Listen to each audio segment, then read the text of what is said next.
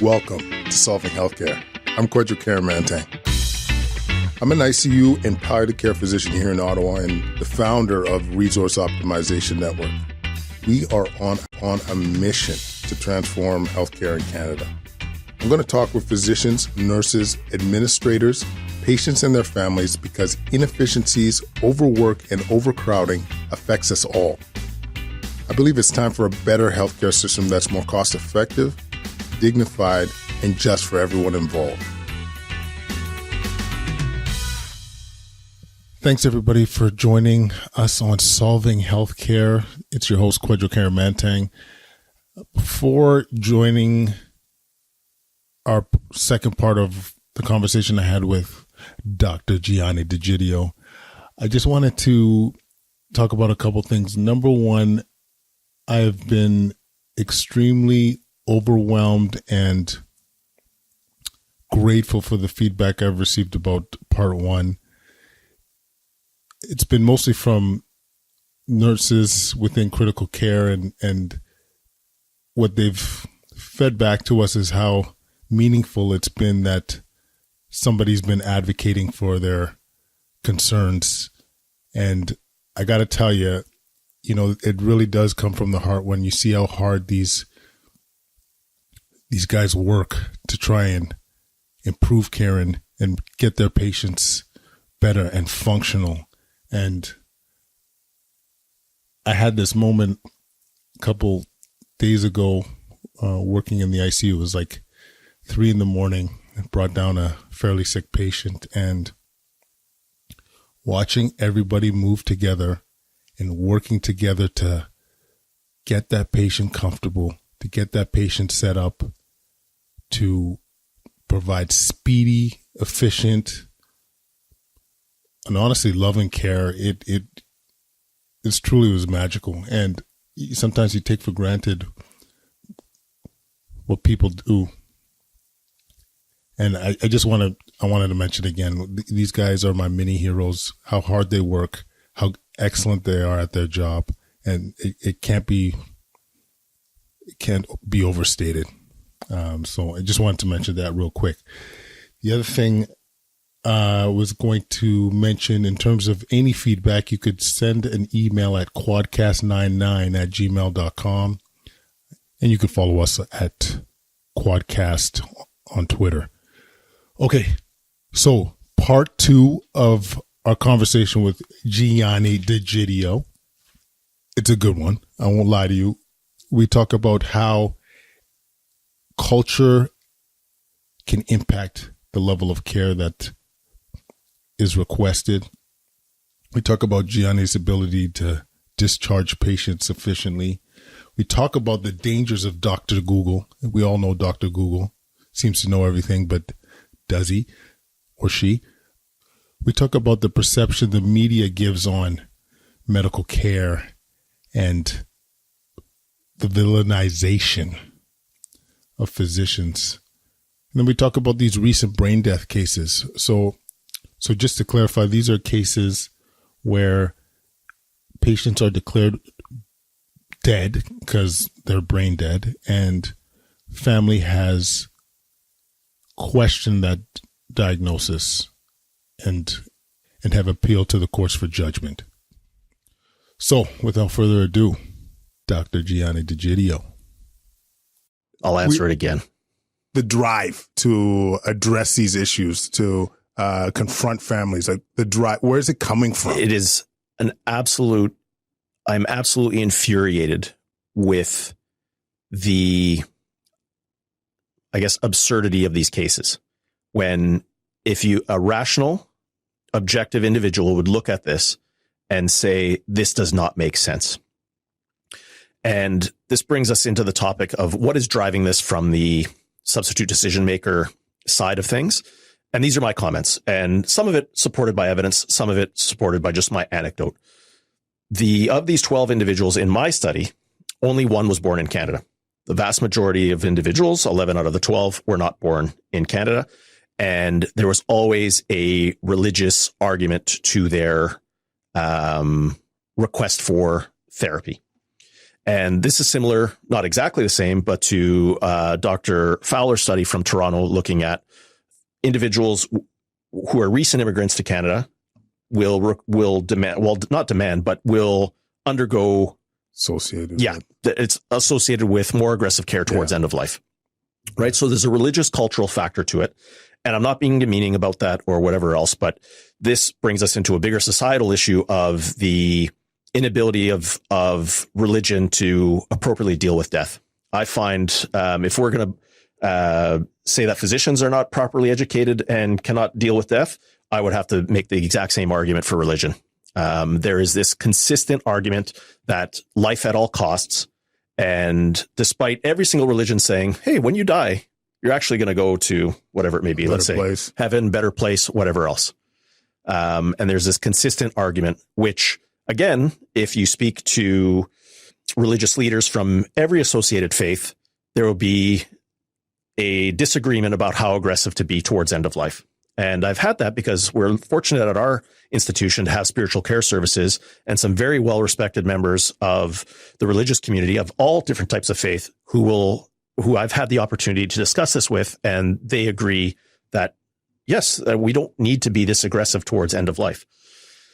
So that brings up that you could do a whole other podcast on that. I'm not going to get into it besides that.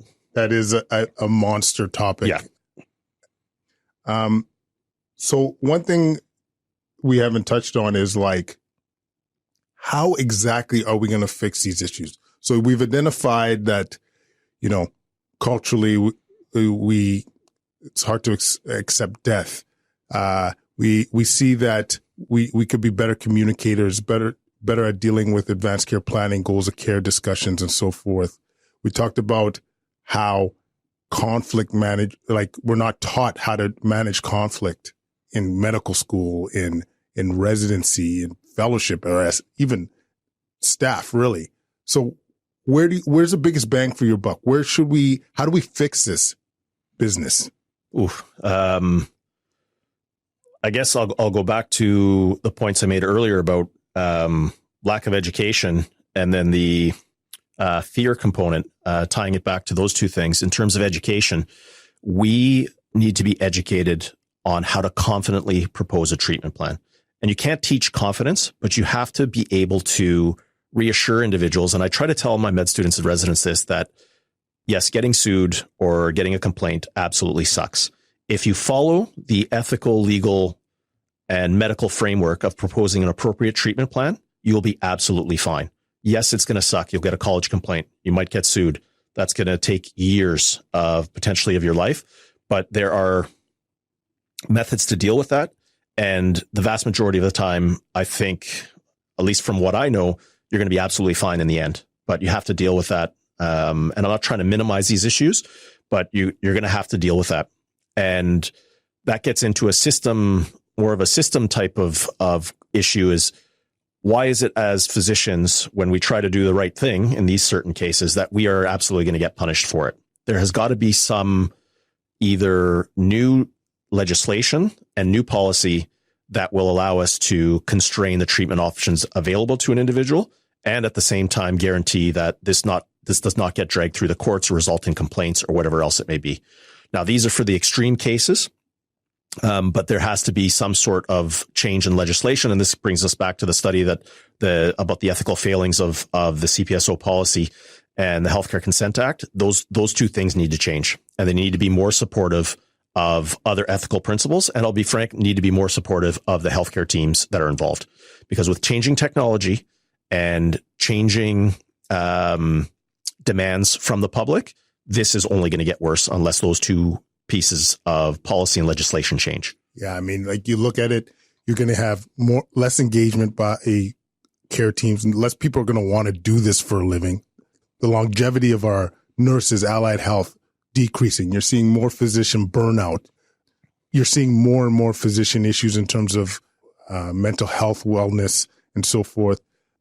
And then I don't want to keep harboring this, but like the financial impact, when you look at a decreasing labor force, when you look at providing care, like, it really is defensive medicine. You're providing care because you're afraid of the consequences of the complaint, if or you're afraid of the consequences of being sued. Like, that's a lot, and in our current environment, we end up cutting services that are often most beneficial, like social work, physiotherapy, spiritual care.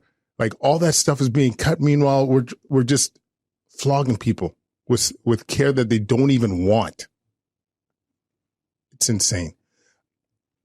When we were talking offline a couple of days ago, you were talking about the backlog of the system because of all these issues and not being able to provide, for example, care at home, especially near end of life because of the lack of resources. I wanted you to talk about your experience. Like, you had your mother-in-law, she passed away at home, and maybe you could speak to that experience and counteract that with what we see most often. Yep. So I'll speak on my personal experience with my mother-in-law, and then I'll speak on my professional experience with occasionally delivering end-of-life care at people's homes. So for instance, with not only my mother-in-law, but my grandmother-in-law as well, both end-of-life care, both received end-of-life care at home, surrounded by family members in a quiet, peaceful environment, with access to physicians, nurses, caregivers.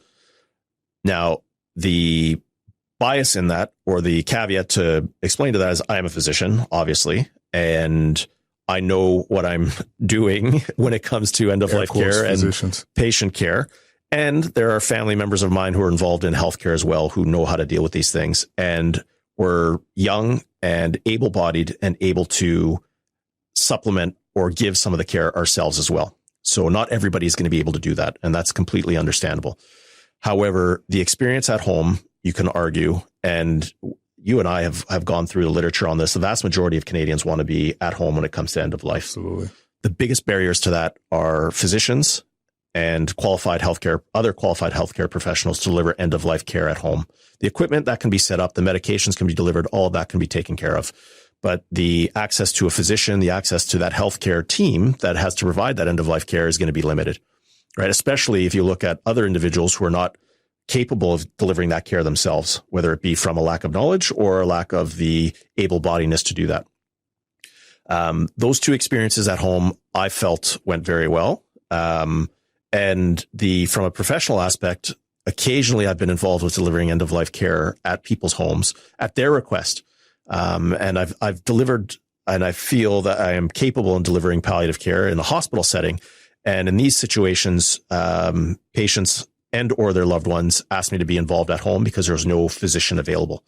Actually, during the summer, most of the time it was during summertime months when our extremely overworked and wonderful community palliative care physicians are on vacation, not available.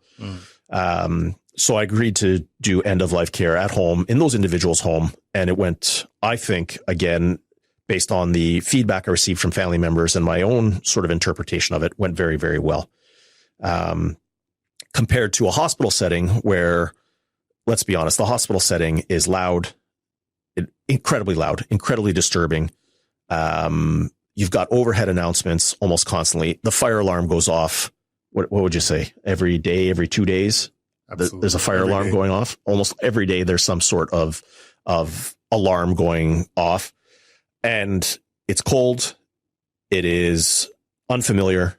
And unfortunately, because of how backlogged the system is, you are sharing a room with other individuals who are potentially screaming, agitated, noisy, because of no fault of their own, again, because of their medical condition. In my opinion, that's just my opinion, that is a very, very poor way to spend your last few days of life. Because of our hospital system, there is complete lack of private rooms. Now, ideally, when we build our new hospital, that will not be an issue. But the dying in a ward room with 3 other patients beside you, especially when they're profoundly agitated, is, I think, just terrible. So that's my sort of professional and personal views of end of life care at home. Yeah, and I mean, obviously, as a palliative care doc, I've seen both sides. I couldn't agree more. Like that experience at home, surrounded by loved ones in their own environment, compared to that potentially disruptive environment in hospital. Like it's still good, but it just could be better. Once again, kind of switching gears a little bit. I don't like to give you too many compliments for obvious reasons, but we both know I look incredibly sexy. No, right now. You do not. For the short people shorts, at home. No, you guys Yes. got to listen to this. He is wearing everything tight. Okay. And the reason I'm not drinking or eating anything is because I don't want you all to hear me vomit on air. Okay. I'm very uncomfortable in this current You look terrible, by circumstance. the way. Terrible. Thank you so much. So getting back to the real deal, you are talented. Maybe that's the wrong word. You seem to have an ability. Keep going. You have an ability to discharge patients probably quicker or more efficiently than some of your colleagues. And I wanted you to speak to like, what are you doing that others aren't? Because I think this is another thing that could be scaled in terms of like improving the backlog of patients in emerge. Like when I got off a couple of days ago at the hospital I was at, I think there was about 20 inpatients occupying emerge beds. You know what I'm saying?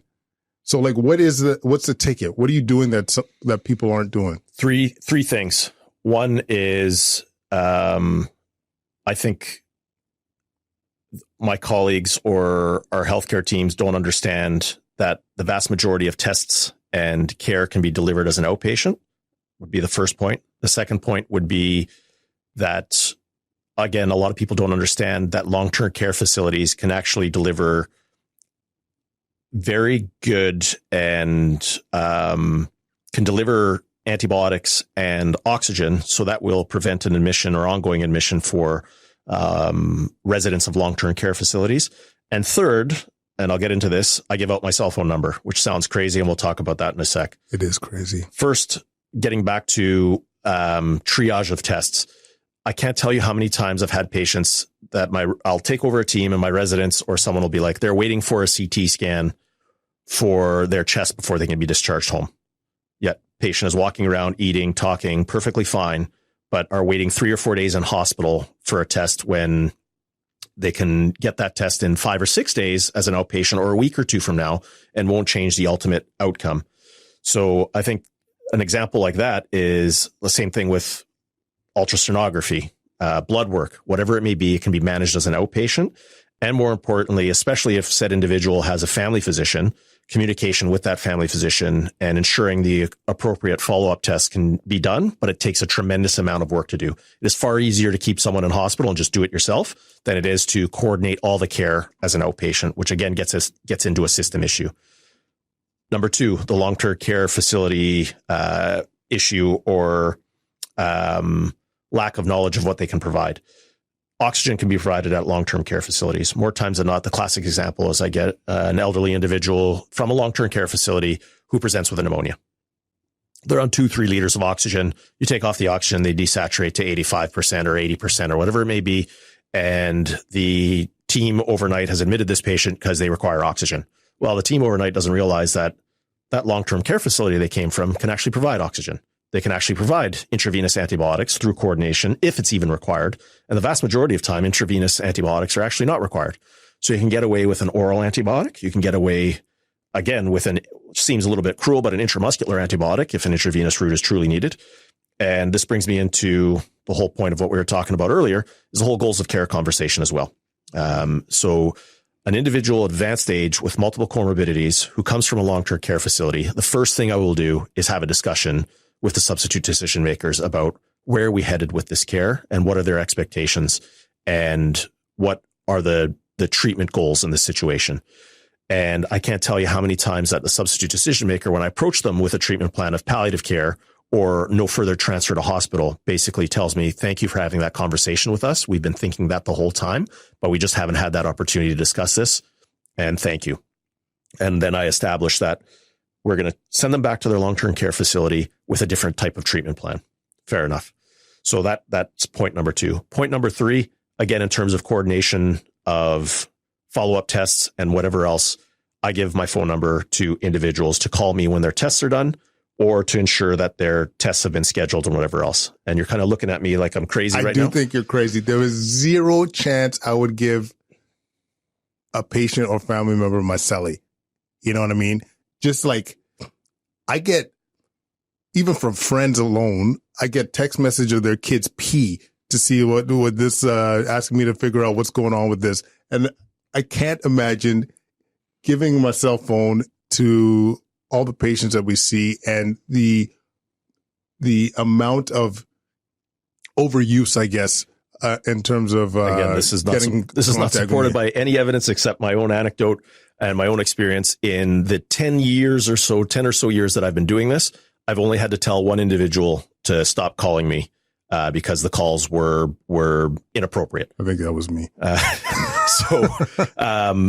I will say that even when I give the instruction, I will tell them face to face. I will write down the instruction in their discharge plan to call me on Tuesday or Wednesday or whatever day it may be to follow up on how they're doing. I will say a good 75% do not follow those instructions. So the vast majority of people don't even call me. Those 25% who do call me, great. I follow up on their blood work. And I would say about 5 to 10% of the time, we actually catch something or require that they be readmitted to hospital or something need to be done. So that has helped tremendously in coordinating their care. Whether it prevents hospital admissions, I'm not entirely certain. I think it does. What I would say is it probably prevents emergency room visits, especially in the individual who doesn't have a family doctor, because they can call me with follow-up tests and whatever else. I mean, what you're throwing down makes sense. Like you never thought about doing your office number. You want. Problem with office number is completely inefficient, right? So they'll call my office. My admin assistant may not be there, or they may they'll leave a voicemail and the phone number or the name is hard to decipher. Or they're going to be calling after hours, right? Something may be going on at 7 or 8 o'clock at night. And yes, I'll have my cell phone on there. Yes, with me. Yes, I will answer it the vast majority of the time, but it cuts down on all that, I guess, phone tag, which I find can be very infuriating sometimes.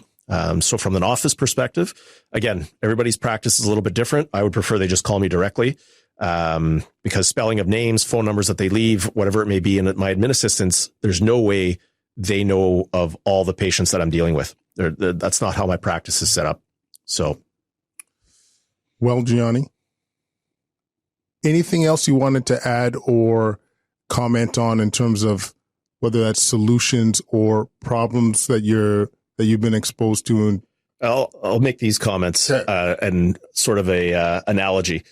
A passenger on an airplane would never tell a pilot how to do his job, even if they had all the information available. Let's say you were in the cockpit, the door was open and whatever else, and you could look into the cockpit and you have all this information from you and you had direct access to a pilot.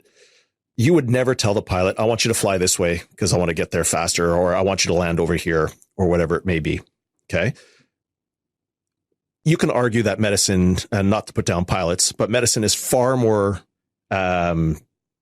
challenging and requires far more training than a pilot. Okay. Yet every single day that I am in the intensive care unit or on my internal medicine wards, I have a family member telling me what to do. Where is this coming from? I mean, obviously I'm experiencing the same thing, and it is draining.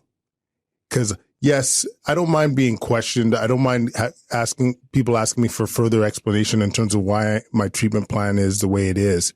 But the amount of time spent to explain why what you're suggesting is not beneficial or even nonsensical is like getting worse with time.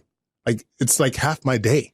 You have to, again, this is, we'll start going on rants here, but this is the problem. They are receiving their medical education from television, movies, and Google. So if you type into Google, or let's use the example of CPR. I can't tell you how many times I've been screaming at the television watching Grey's Anatomy or Chicago Hope or ER or whatever it may be. You watch a lot of Grey's Anatomy. Watch tons of it. Yeah.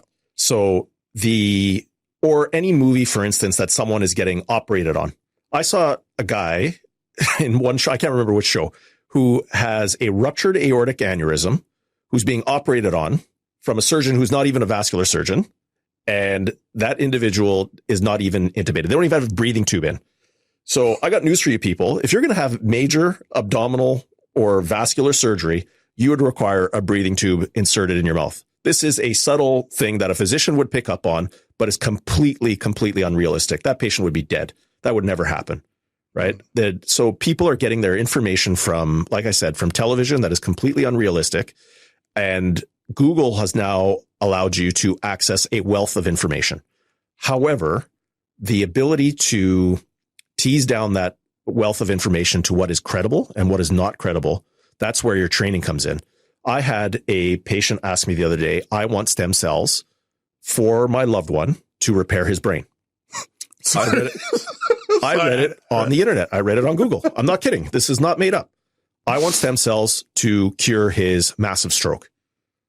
Yeah. I Googled it. It exists. I want it. That was literally the conversation. Yeah, man. It's not going anywhere. It's getting worse. And this is the thing. I don't know how to deal with this in any other way except for constant education, constant conversations explaining why. And to be honest with you, even sometimes that doesn't work. No. They'll still insist on you ordering that PET scan or whatever test is not indicated. And it comes down to, like, for lack of a better word, that cowardliness of physicians. A lot of us will order the test. They will. And it comes down to being defensive because we don't want to be named in that complaint. We don't want to, if that 0.006% chance that they might be right, you're too fearful. No, they won't be. I'll challenge you on that. They're not going to be right. Yeah, these are situations where we all know we can do another CT scan. We can do another MRI. It is not going to change a single thing. All it has done is allowed you as that treatment physician, attending physician, to avoid that difficult conversation, which would take half an hour to an hour to do. Let's be honest. It'd take half an hour to an hour of your time. It's going to be emotionally exhausting. In order to explain why I'm not doing an MRI, it is far easier and takes 5 seconds to do on my computer right now to order an MRI for that patient. It is way easier to do that than to have that conversation to say, no, I am not doing the MRI. I've explained it to you time and time again. I'm not explaining it again. And I know this sounds cold and it sounds callous, but I have spent hours and hours with substitute decision makers explaining why we'll not do something and the information will not sink in. And you cannot tell me that I'm not communicating clearly because there are other members of the healthcare team there. There are social workers, there are nurses, there are residents, there are med students who have all had this conversation. And like I said, I've had this conversation 5 or 6 times previously. And eventually we just have to say no. And it might result in a complaint. It might result in whatever it may be, but we just have to live with it. The right thing to do for everyone's sake, other patients, society, that patient, that substitute decision maker, is to say no in those situations. I mean, just think about the potential consequences. Even like, think about the MRI example. In our world, they might need to be sedated for it. They might need to have an endotracheal tube put in place to have the procedure done. You might have a false positive. You might get a result which looks like it's something, but is essentially not, that you then have to chase down. Meanwhile, that's cost the system, we'll say $1,000 to $2,000, literally for nothing, because of Dr. Google, because of curiosity, because of anxiety. It has all these downstream effects, and it's got to stop. And I actually think we talked about this offline a bit.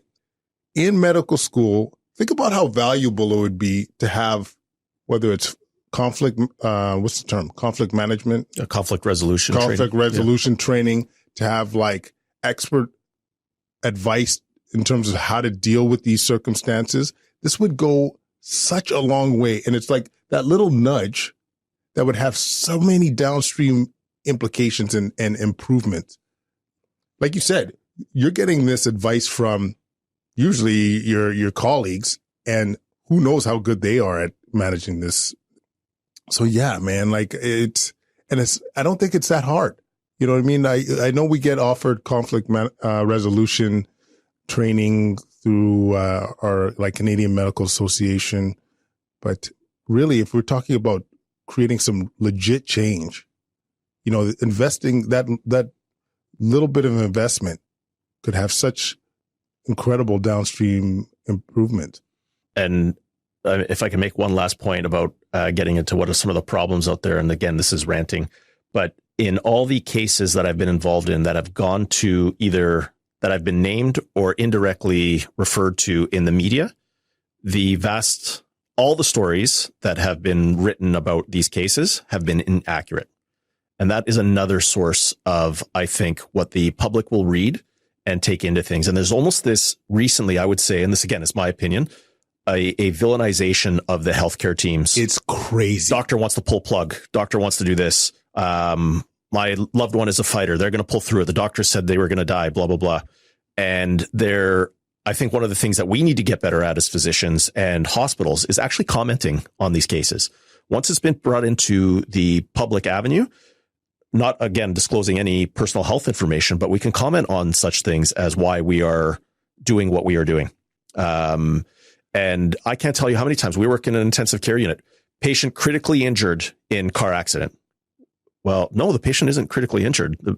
I'm in the intensive care unit right now. I got news for you. I'm working in the quaternary trauma unit or intensive care unit. That patient is not in the intensive care unit. In fact, that patient is, I don't want to say perfectly fine, but from a relative perspective of being critically injured, they're not.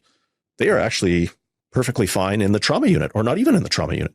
So there's just a small example of the sensationalization in the media, and it's incorrect. That label is incorrect. They're not critically injured. Yeah, I don't know where this villainization is coming from.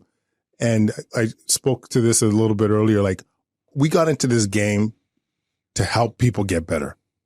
We don't have agendas. We just want to get that patient back to where they were.